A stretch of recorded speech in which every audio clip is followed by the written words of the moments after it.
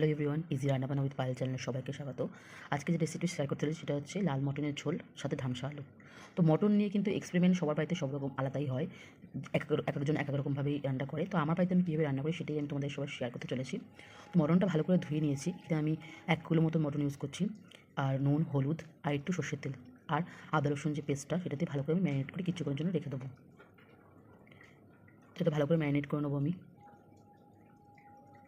এক একজন মটনটা এক একভাবে রান্না করে, এটা এমন নয় যে কোনো একটা সিঙ্গেল রেসিপি রয়েছে, ঠিক আছে? বাংলার লাল মটন ঝোল এক একজন এক্সপিরিয়েন্স এক এক রকম, কিন্তু আমি কীভাবে এখানে রান্না করে থাকি সেটাই তোমাদের সঙ্গে শেয়ার করতে চলেছি।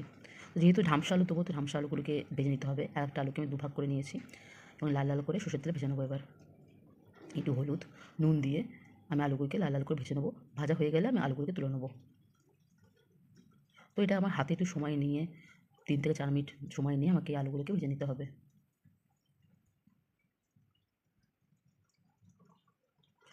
লাল লাল মটনের ঝোল বা বাংলার ঝোল, এই রেসিপিতে কিন্তু আলুগুলো একটু বড় বড় দিলেই বেশ ভালো লাগে। তো এখানে আমি এক একটা আলুকে অর্ধেক করে কেটে নিয়েছি, নিয়ে এটাকে ভাজছি।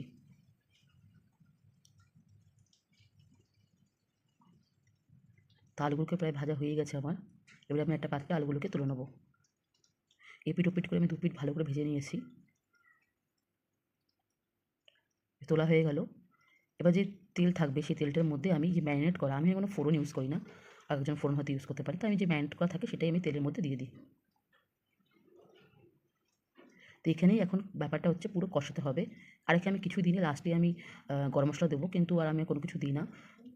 আমি যেভাবে করি আমি সেটাই বলছি। তো আমি পুরো ব্যাপারটা এবার কষাবো। যখনই মশলাটা একটু কমে আসবে, কষে আসবে, তখন আবার একটু জল দিয়ে আমি এটাকে আবার কষাবো। এটা আমার প্রথম কষা হবে। দেখতেই পাচ্ছ মশলাটা একটু শুকিয়ে এসছে, আমি আবার একটু জল দিয়ে আবার কিছুক্ষণ ফুটিয়ে নেড়ে চেড়ে কষিয়ে আবার যখন মশলাটা কমে আসবে তখন আবার জল দিয়ে আমি এটাকে ভালো মতো 3 থেকে 4 বার কড়াইয়ের মধ্যেই কষাবো। তারপর এটাকে পুরোটাকে আমি প্রেশার কুক করবো।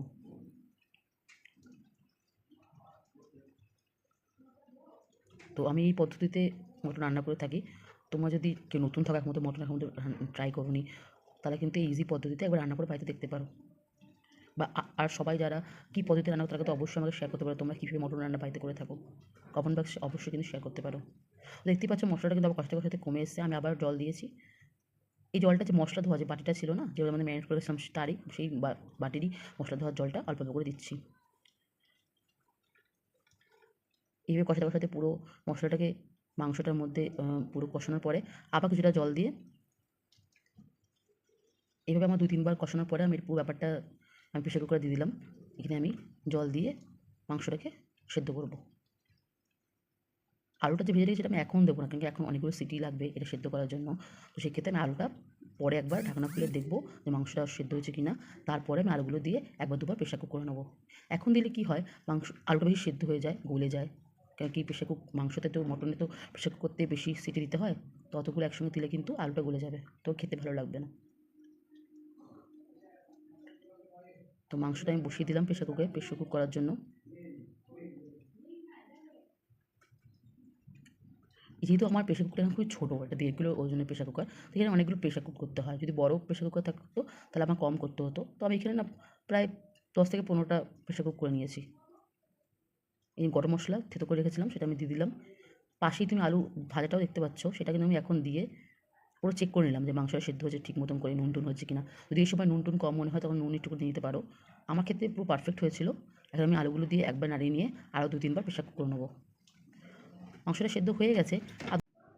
লাল মটনের ঝোল রেডি। রেসিপিটা কেমন লাগলো অবশ্যই তোমরা কমেন্ট করো। আমার চ্যানেল নতুন হয়ে থাকলে সাবস্ক্রাইব করে দিও।